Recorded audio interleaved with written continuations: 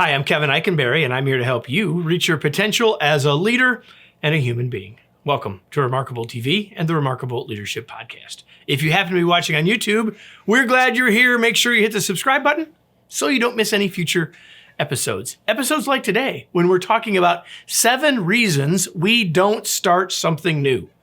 Are you ready? Let's get started. Starting. It's easy in our head. It's harder in reality, right? Like we have an idea, but we don't start. Reality is that ideas are often not implemented. Not starting keeps us from achieving stuff, of course, but it also hurts our self-image. It damages our confidence. It may lead to us feeling guilty or even reinforcing that negative self-talk. So it's a bad idea to not start, right? So if all that stuff is true, why don't we start? Well, I think there are at least 7 reasons. I'll give you 7. You might have others. Here are my 7 reasons why we don't start even though we know it's a good idea. Number 1 is fear of failure. We don't start because we're afraid we will fail. And we all know that we've felt that before, and we catastrophize what will happen if we fail. We don't start because we're afraid we will fail. We don't start because we lack self-confidence. So I've already mentioned that when we don't start, we lose self-confidence, but we don't start because of it. It's like a vicious downward cycle. When we don't have a level of self-confidence to feel like it's possible we can succeed, we won't even start. Next, overwhelm. All the things that could happen, all of the possibilities, all of the options, all of the overwhelm of what are the what ifs when we start keep us from even starting. Next, lack of resources.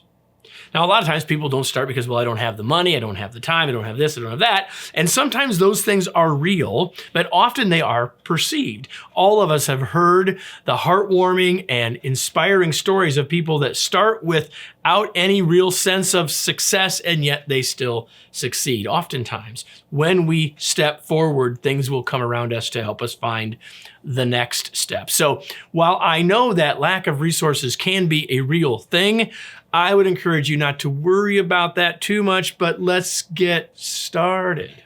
Next, choosing between options. I got lots of things I could start.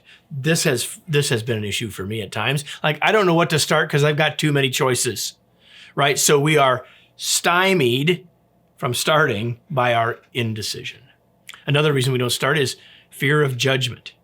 So yeah, this is like fear of failure, but not just internally feeling like we failed, but how are others going to view us if we fail? Or how are others even going to view us or judge us if we start doing something that's unusual or different or seems weird to them? So it's just easier to just not start. And the last is having an unclear picture of success or an unclear end game.